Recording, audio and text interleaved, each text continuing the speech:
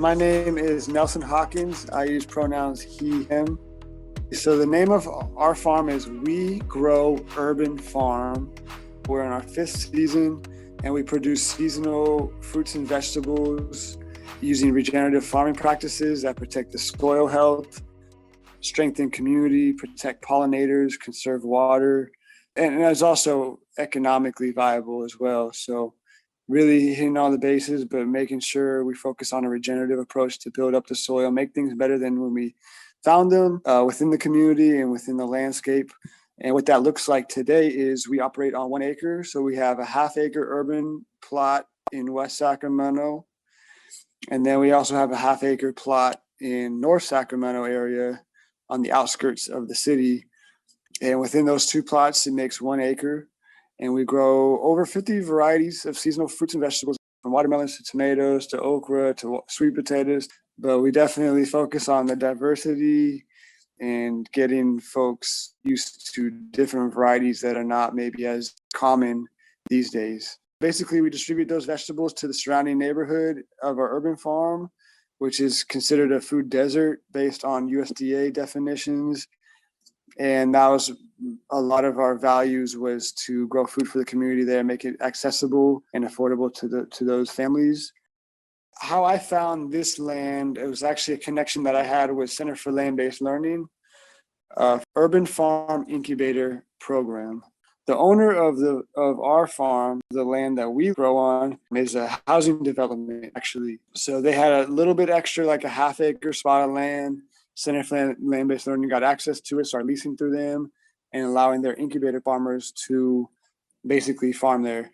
So what they did was they set up the infrastructure, they set up the irrigation, like foundational equipment for that, for farms to go. And then we started producing since 2018. I actually had the opportunity to go to UC Davis studying sustainable agriculture. And when I was going there, I was actually an intern with the urban farm program. So that's how I got connected with some of the land. And then right after I graduated, they're like, oh, we have this other piece of land over here. It's got a lot of Bermuda grass and nut sedge, but you don't have to pay for water. So I'm like, I guess I'll deal with the nut sedge and the Bermuda grass if I don't have to pay for water. So that's how we got started, basically. I just had a connection. Luckily, the opportunity came in front of ourselves at the right time. Like I didn't have the money at the time. I just graduated, just didn't have the money to start a farm. So I was planning to work like a year, save up, get the startup costs. But this opportunity came in front of me, and I'm like, I can't pass it up. Like I've been working to start a farm, so I might as well start as soon as possible. So what we did was we did a Kickstarter campaign, a crowdfunding campaign, put it out. I had the vision. I called it my vision seed. I had the vision for the farm I wanted to create. I planted that seed and put it out to the community. They watered it with financial resources and love and support and all that. And then it started sprouting. So without that, we wouldn't have started because we didn't have the money. So we just got the basic startup costs covered. The community came through. We started, and we've been able to be self-funded ever since, for the most part. I wanted to do urban farming and food justice and really, make sure that everybody has access to quality vegetables and fruits. And through that process of me just starting the farm and getting people involved with the community, I became recognized for the work in our urban farm. And so just through networking and stuff like that, that opportunity came to our farm, and we took advantage of it.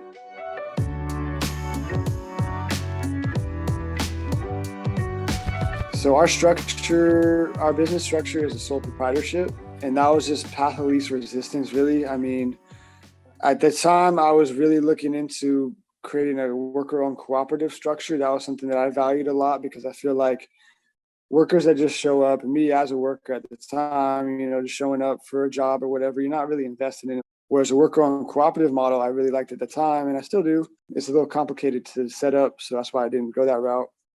But that's what I originally envisioned, was because then everybody that's a part of the farm is equally invested in its success. You share the profits of the work, and you can see that on a daily basis. So, 5 years ago, me in 2018, that's what I envisioned. I didn't have as many people that had the same visions, which is very important to make that happen. Otherwise, it won't. So sole proprietorship was like, I had the vision. I'm not stopping. We're going, and that was the easiest way to go at the time. If I knew then what I know now, the only thing I would change is probably going to an LLC as a business structure for the protection from your personal assets and things like that, separating that a little bit more on the legality side of things. Other things I would suggest to somebody in my shoes at that time, or somebody who might be interested in farming now, looking for land and starting their businesses, I would suggest really focusing on the business side of things right away, as soon as possible. As soon as possible, understanding that it's a learning curve, and I'm still learning 5 years in. Now I'm focusing on the business side of things because I have to. The pandemic was a part of that nudge, but like I have to be able to cover bills and those type of things. So knowing the business side things, the cost, knowing the cost to grow is something I would suggest. Land, of course, I would encourage anybody that can afford land to own it, to buy it, not lease it. If you can get by, if you can make it happen. And yeah, just really focusing on the finances and understanding the finances early on. Really getting that skill developed early on is going to be so valuable later on. Early on, my focus was, I love growing things. This is something I can do for the rest of my life because I don't mind the heat. I don't mind the hard work. I love being outside. This is just like something a part of me. And I got the growing aspect down. I felt like I had a good grapple on that. But the business side of things, you can't survive long term if you don't have a solid business model in place.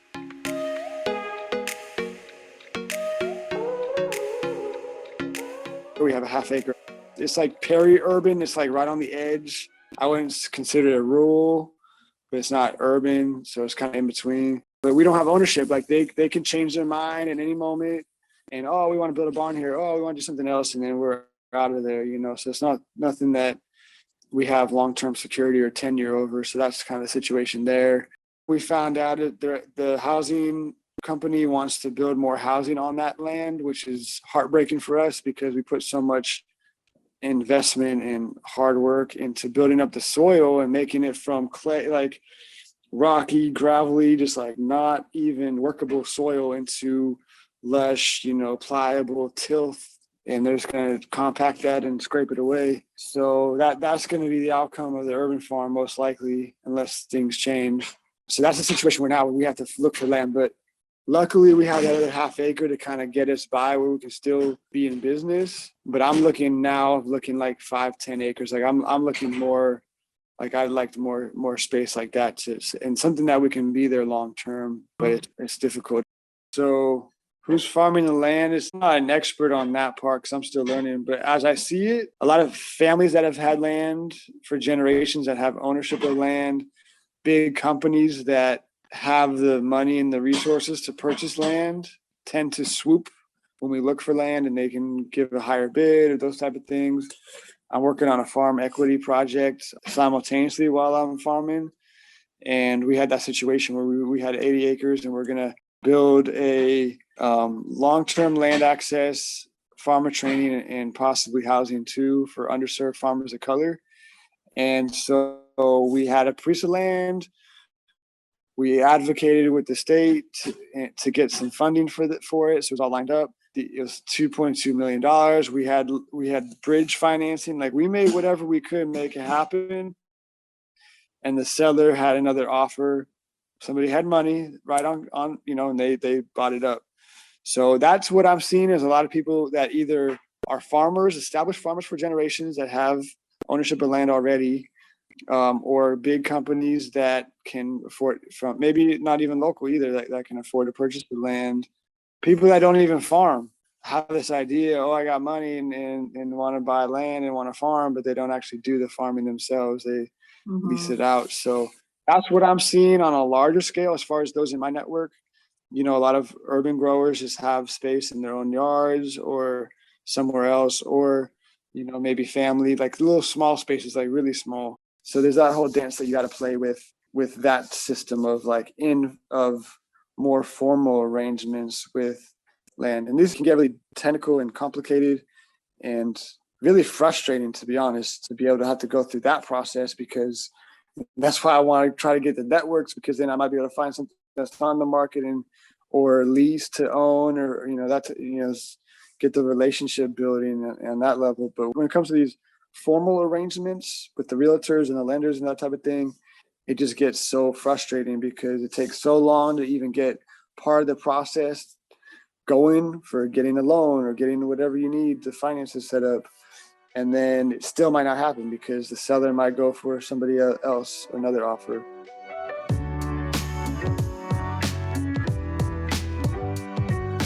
My support network consists of urban farmers and other small scale farmers local to the Sacramento area, Yolo County, Sacramento County. And over time, there's a farmers guild that I became part of through those networks. And other organizations like American Farmland Trust, like Community Alliance with Family Farmers, like Kitchen Table Advisors, Growing the Table. Those organizations that supporting farmers, young farmers, beginning farmers, farmers of color, have really expanded that network in a way that provides resources and technical assistance. And that looks like it can be financial, right? It could be grant money. But most of it is through just gatherings of farmers and talking about issues, talking about policy, talking about irrigation, talking about, different practices that we do, and learning from farmer to farmer on what works, what doesn't work, and learning from each other's mistakes and those type of things. A lot of farmers are older, but there's a new generation that's interested and just needs that kind of technical know-how, needs access to the land, needs that little nudge to get to where we need to be long term. The relationships and who are the people who I've had to communicate with to find land and access land have been either mutual friends for like the homie hookup, like, oh, I got some land, do your thing, and just maintaining that relationship with those landowners in a beneficial way. Like our Rio Linda North Sacramento farm is on their property. So, it's just keeping good terms, just kind of like schmoozing, I guess, for lack of better words. You just have to be accepting of their values and accepting of your values, and as they align, just maintaining and cultivating that relationship. Like, I'm not just going straight to the farm and not talking to anybody. Like, there's a time you guys invest in just having regular conversations, getting to know each other, and building that trust. Just like any relationship, you're building trust. So beyond that, as I'm actually looking for land, I just speak that out to people in my network. I'm like, I'm looking for land. This is what I'm looking for. And then people will connect them with those that they know, or they'll hear somebody. And that's how we got the other spot, right? So that's the next level, I would say, is just word of mouth. And that can be beneficial. It can be time consuming too, to like check out a land. Oh, it doesn't really work for me. Oh, this will work. And actually taking the time to visit those mutual connections. And then once it gets out of the like interpersonal networks, it gets to like monetary exchange, legal paperwork, legal relations, like lenders. Right now we're talking to FarmLink. We want to look at like lenders that know the art and business of farming enough to be patient and accepting and willing to work things out, whereas like a realtor might not, or just like your regular Bank of America, Wells Fargo, whatever. They're not going to have the same type of values and interests and even knowledge of what comes with farming for them to lend in the way that would support farming. For example, like when the cash flow comes, when the season is, like lenders that are more patient and cater to those needs. FarmLink is one of those in California. Basically, FarmLink, a couple of things they do is they connect land seekers with landowners and also support the succession process if that's of interest. And they also do micro lending for farms. So they already know the business of farming, and they're pretty flexible and lenient to cater to those dynamics that are different for every farm, right?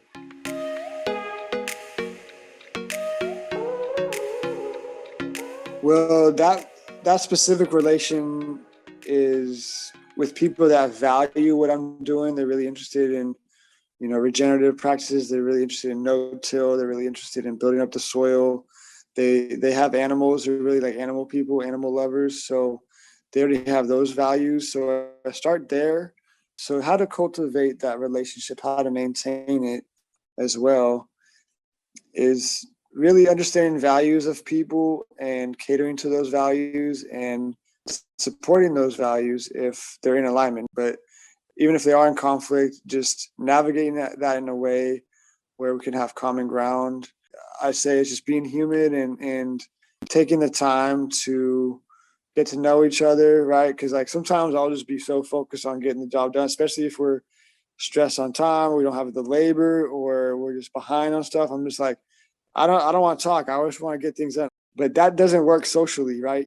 I realize it's important to do that to maintain. You're cultivating crops, you're cultivating soil, animals, but you also have to cultivate, like you said, you have to cultivate that relationship over time, and that's how you do it. It's just interpersonal communicating and being on the same page on certain things. If there's something that I'm like, oh, I want to plant some trees here, then I communicate to them. What about this idea? Or I'll give this, And if I already know where their values are, then I can start there in how I approach them on changes on the land. Or I was thinking this, I want to try this, if it's something beyond what our already arranged agreement was. And if conflicts arise, I mean, we're human beings. We don't always see eye to eye on things. Sometimes we have disagreements.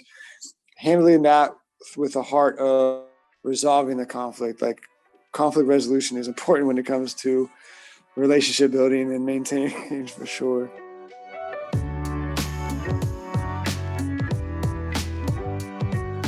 I think taking responsibility tends to work most of the time, but don't take responsibility when you're not responsible. Try to start with common ground and work from there, build from there, and being humble enough to take responsibility when you are wrong or when your actions may have, impacted in a negative way someone else that you may not have seen before, and really reflecting on that and taking ownership of your actions, right? Responsibility and ownership of your actions, whether it was intended, whether intention was good or bad, or whatever it was, you own up to it.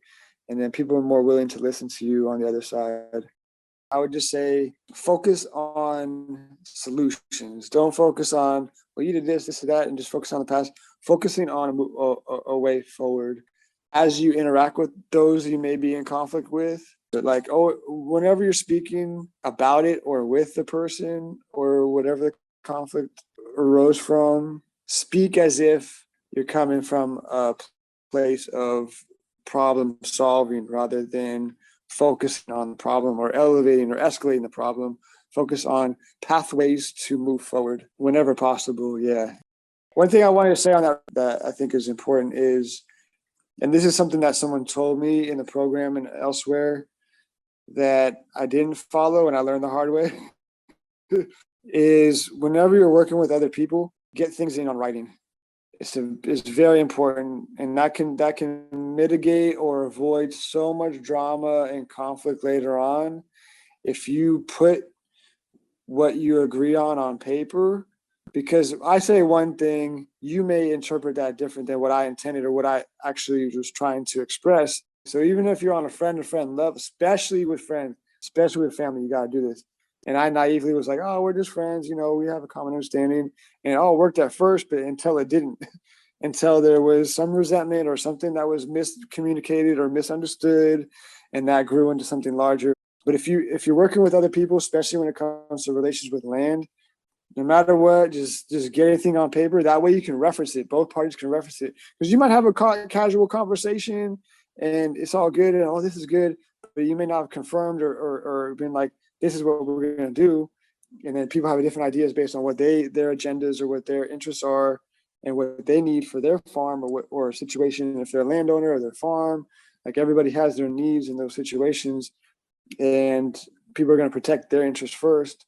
So if you can just have that on paper first, and then, okay, this is what I meant. If this isn't clear, then let's go back to the paper or go back to what was written that we agreed on and change that. And that way, if we forget, which we do, you can actually reference it. You can't reference a conversation you had, 5 years ago that you don't know the details of. You might, this is what we talked about, but it's not what I thought we talked about.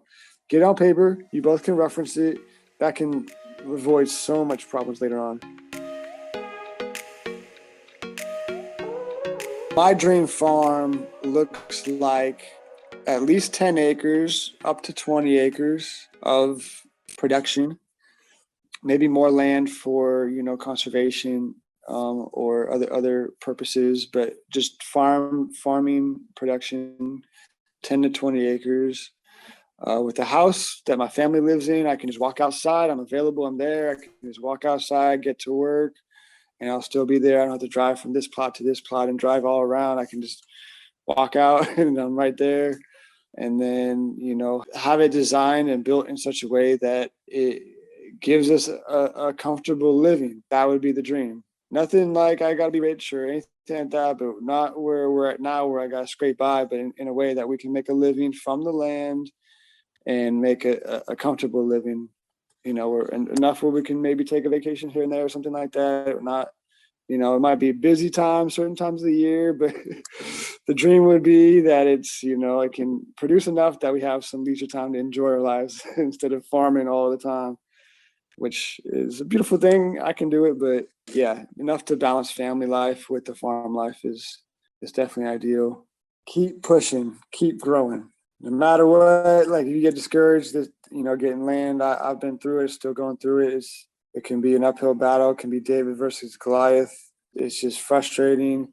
Keep pushing, keep growing. Don't let anything distract you from your goals and what you want to pursue and why you're doing this to begin with. Always remind yourself why you're doing this to begin with and just keep on pushing.